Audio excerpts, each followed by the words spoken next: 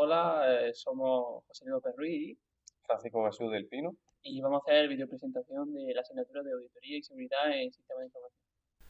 Vale, nuestro tema son las técnicas de hooking y bueno, este es un pequeño índice de lo que vamos a tratar en todo este vídeo, que sería principalmente qué es hooking, su funcionamiento, los métodos de hooking, las técnicas de hooking en Windows y dos casos prácticos, uno sobre uno de los métodos, que es el hacking de IAT, y otro hooks en la API de Windows. Y por último vamos a ver la bibliografía que nos hemos basado y algunos artículos más que no hemos incluido.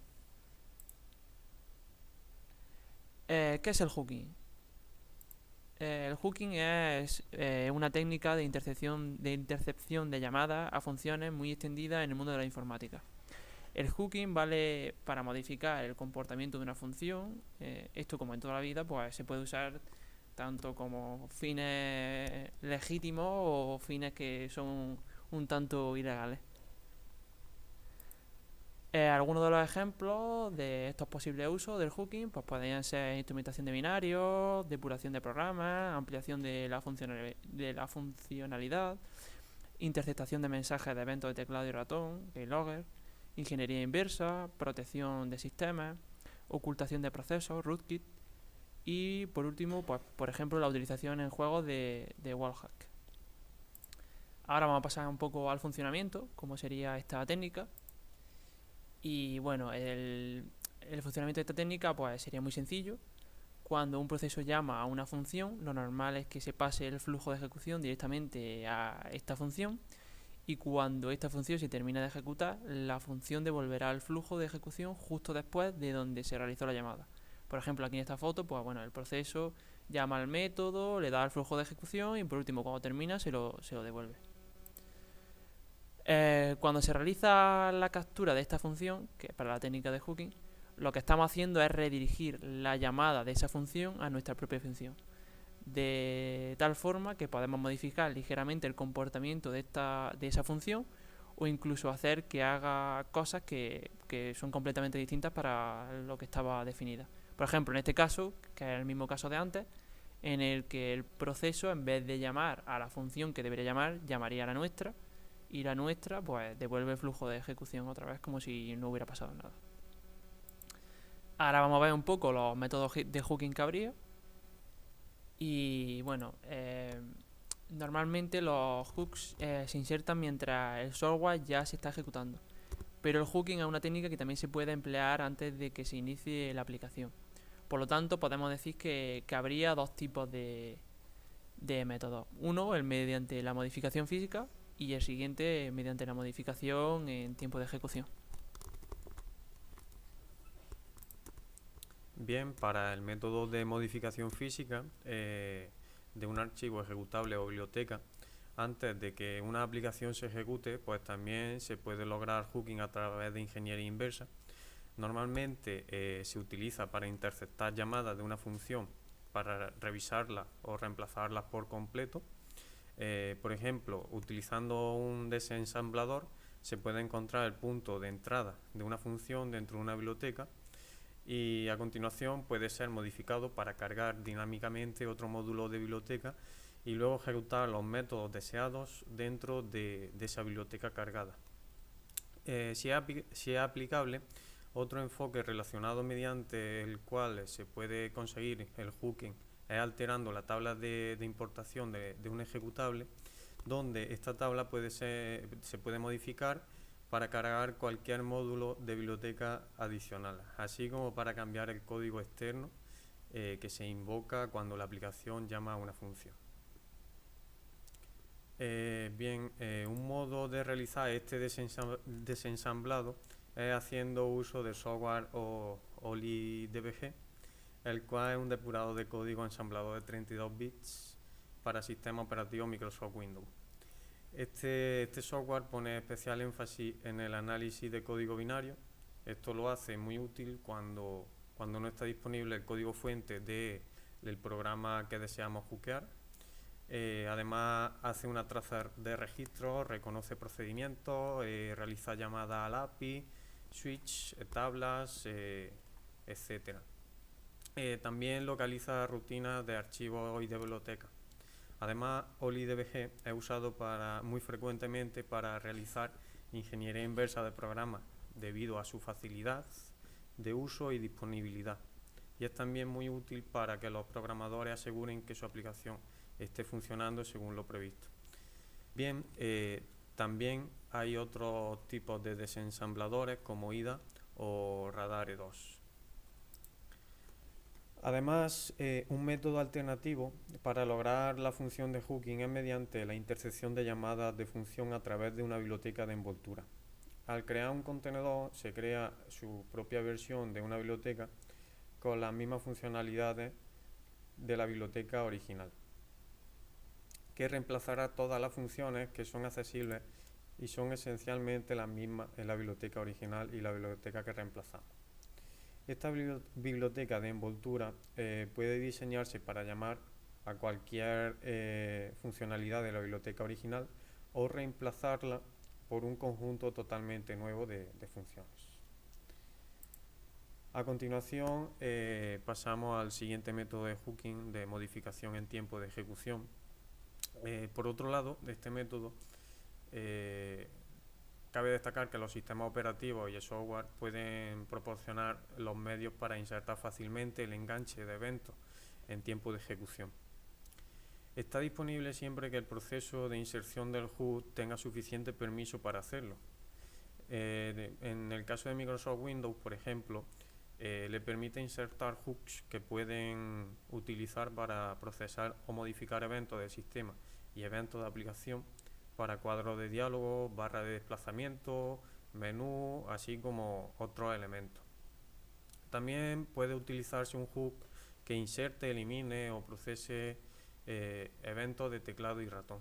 Es muy normal utilizar las técnicas hooks para este propósito. Linux proporciona, por otro lado, otro ejemplo de donde hooks pueden utilizarse de manera similar para procesar eventos de red dentro de un núcleo a través de NetFilter.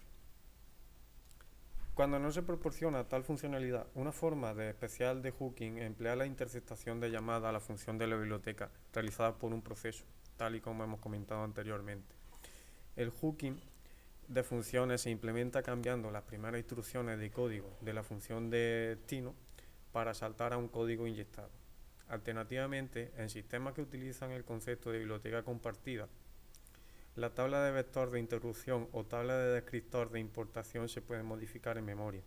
Esencialmente, estas técnicas emplean las mismas ideas que las de la modificación física, pero en cambio alteran instrucciones y la estructura localizada en la memoria de un proceso una vez que ya está en ejecución. Bien, a continuación vamos a comentar algunas técnicas de hooking en Windows, las cuales podemos destacar las siguientes. Usando la función setWindowHook, otro tipo de técnica inline hooking y por último IAT hooking. Bien, para el primer caso, setWindowHook es la manera más simple de capturar una función, que es utilizando la función que provee la API de Windows, esta misma función setWindowHookX. Esta función permite la monitorización de distintos eventos del sistema y permite muy fácilmente poner un hook en todos los procesos del escritorio. Si por ejemplo se está analizando un fichero sospechoso y se ve esta función en la import table, es muy posible que se trate de un keylogger, uno de los usos más extendidos de esta técnica de hooking en malware. Otro de los métodos en Windows de hooking sería el line hooking, y esta técnica pues trata de modificar el código de la función hookeada introduciendo una instrucción JMP, es decir, un salto incondicional, al principio de la función. Es decir, cuando el programa llama a la función, esta se ejecuta y antes de procesar nada salta a donde tengamos nuestra función modificada y prosigue su ejecución en nuestra función. La instrucción de salto se añade sobreescribiendo los primeros 6 bytes de la función destino y el código se compila en un archivo DLL y luego, por último, se carga en el proceso de destino utilizando cualquier método de inyección DLL. La principal ventaja de este método es que es menos detectable por software antivirus, debido a que es un juego externo que no hace uso de llamadas maliciosas, como por ejemplo puede ser la función que hemos visto anteriormente, que sería que proporciona Windows para testeo.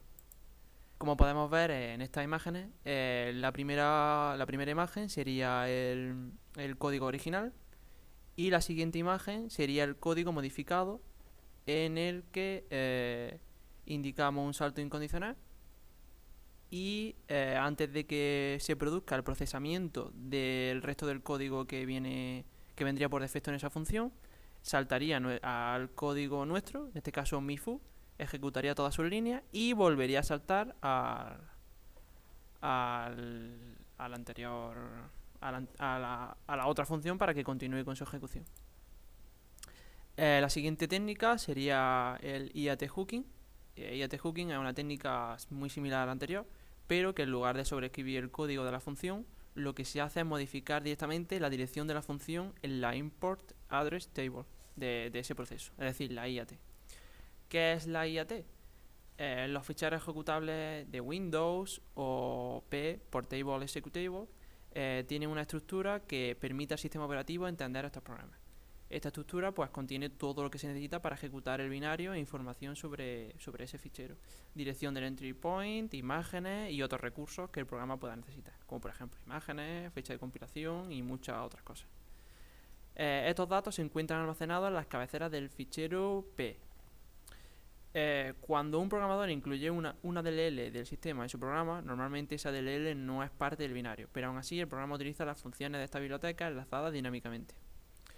En lugar de llevar toda la biblioteca incluida en el binario, el cargador de procesos de Windows, el Windows Loader, al ejecutar un P, mapea el ejecutable en memoria y carga en el espacio de memoria del proceso todas las DLL que éste utiliza, entre otras cosas.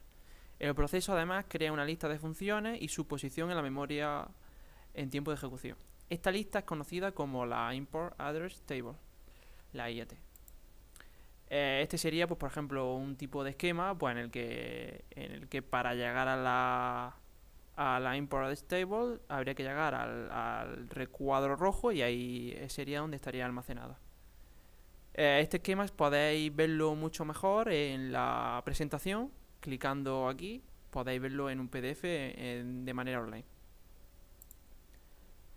Ahora vamos a pasar a los casos prácticos. Lo hemos dividido en dos casos prácticos.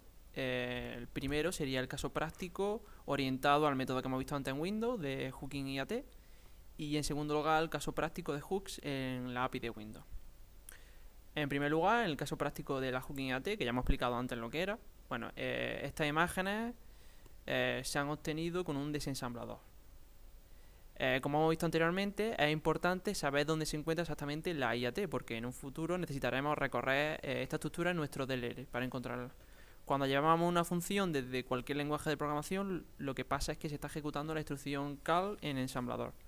Cuando pasamos un binario por IDA, que es un desensamblador, como puede ser el que hemos visto antes, como OLIDBG, veremos algo parecido a lo que aparece pues, en la siguiente imagen. Esta sería una imagen obtenida con dos desensambladores, IDA y Radar2. En la segunda imagen sería también lo obtenido en desensamblador, pero compilado sin símbolos. Y aquí vendría la dirección de la tabla IAT. Cuando se ejecuta la función call, lo que está pasando en realidad es que el procesador salva una serie de datos que le permiten devolver el flujo de ejecución al punto en el que lo dejó y salta a la dirección de memoria donde se encuentran las instrucciones de esta función. Cuando un P invoca a una función, este va a buscar esta función a la IAT, que se ha cargado con las direcciones de la función en el espacio de memoria del proceso al comienzo de la ejecución, y saltará a ejecutar la función en la dirección en la que el IAT le diga que esta función está mapeada. Si somos capaces de modificar la dirección de la función que queremos hookear en la IAT y cambiarla por la de nuestra función, estaríamos tomando el control sobre la ejecución de esta función. Y estas imágenes pues ilustrarían esta idea. Y como hemos dicho, esto no sería capaz de detectarlo no serían capaces de detectarlo como software malicioso, porque no estamos haciendo uso de ninguna función de Windows. En la primera imagen tenemos la tabla IAT con la dirección de memoria de la función que se desea cambiar por la nuestra. La función, en este caso, la función foo, que tendría la dirección 0, 2, x, 2, 2, 2, 2, 2. Posteriormente, en la segunda imagen, modificaremos la dirección de esa función por nuestra función myFoo, que en este caso sería la dirección 0.0.0.0.1337. Tras hookear la función foo, modificar su dirección en la IAT haciendo que foo en realidad apunte a myFoo, podremos modificar el comportamiento de la llamada foo. Y además, si guardamos la dirección de foo en una variable, luego podremos ejecutar la verdadera función, si queremos, claro, invocando directamente su dirección de memoria, que es lo que queremos hacer con la función encargada de finalizar el proceso. Bien, a continuación vamos a describir un segundo caso práctico.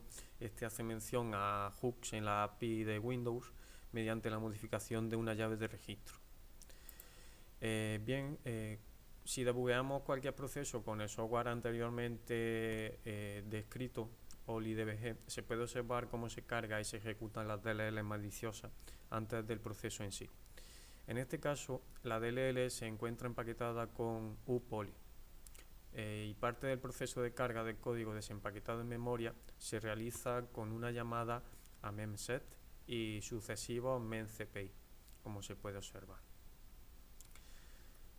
A continuación, en la imagen vemos cómo las llamadas se realizan de forma dinámica haciendo uso de getProcess. En particular, se observa la copia de datos de una región de memoria a otra, cuyo contenido puede que esté cifrado. A continuación, si continuamos analizando el código, vemos la presencia de un bucle que descifra el contenido copiado, obteniendo un ejecutable a partir de la dirección 0x333130. A continuación, en las primeras instrucciones, se crea un nuevo thread que ejecutará el código que se muestra en la imagen que sigue. Se observa una llamada a la subrutina 0.25.10.84 y la posterior comparación con una serie de constantes. Esa subrutina recibe como argumento el nombre del proceso en el que se ha inyectado el código y le calcula una función para obtener otra cadena. Vemos que se está tratando de determinar si el proceso inyectado es un navegador. Este malware apunta enormemente a los robos de datos durante la navegación. En el caso de que no sea un navegador, el proceso que se está ejecutando se termina la ejecución del mismo hook. Dado que en este ejemplo se está debugueando con Internet Explorer, la ejecución del código malicioso continúa. Lo próximo que observaremos es que el malware espera hasta que ws232.dll sea cargada en memoria, en este punto. Posteriormente se observa una llamada virtual alloc para reservar una porción de memoria. Esas 4 rutinas serán hookeadas para que cada vez que sean utilizadas por el navegador Internet Explorer, en este caso, la llamada sea interceptada y se ejecute código malicioso antes de la rutina en sí. Si observamos cuidadosamente todas las direcciones de memoria involucradas, notaremos el siguiente flujo de ejecución. Cuando se llama desde Internet Explorer a una de las rutinas hookeadas, el salto jump en la primera instrucción nos lleva a la subrutina maliciosa. Ahora bien, ¿qué intenta robar este hook? Si vemos el código malicioso detrás del hook, por ejemplo, encontraremos lo siguiente. Se observa que el código que parsea la petición GET enviada por el navegador de tal modo de obtener el host. En el ejemplo, vemos que el host www.bing.com, la página de inicio que teníamos por defecto en Internet Explorer. ¿Y qué hace una vez que se conoce este host? Bien, la respuesta está en la siguiente diapositiva, que vemos diferentes sitios de Rusia y Ucrania. En conclusión, obtenemos que si el sitio visitado por la víctima se encuentra en esta lista, se realiza algún tipo de robo de información, por ejemplo, de los archivos temporales del navegador. Bueno, por último queríamos mostrar la bibliografía, que son los documentos en los que nos hemos basado. Esto sería básicamente los documentos en los que hemos recopilado toda la información que hemos comentado anteriormente, en el que hay varios métodos, casos prácticos, información básica de hooking. Por ejemplo, también información sobre el desensamblador que hemos comentado en las primeras secciones, que sería OliDBG, que es uno de los más comunes y es gratuito. Y bueno, por último, la información que nos ha parecido interesante, que no hemos podido incluir en la documentación porque ya era o sea, en esta diapositiva porque ya era demasiado, como por ejemplo el desensamblador de VR2 o las aplicaciones free de SIHOOK que sirven para depurar y utilizan este método, y los rootkits, que serían un tipo, y por último, pues cómo evitar este tipo de métodos de hack. Y ya está. Muchas gracias.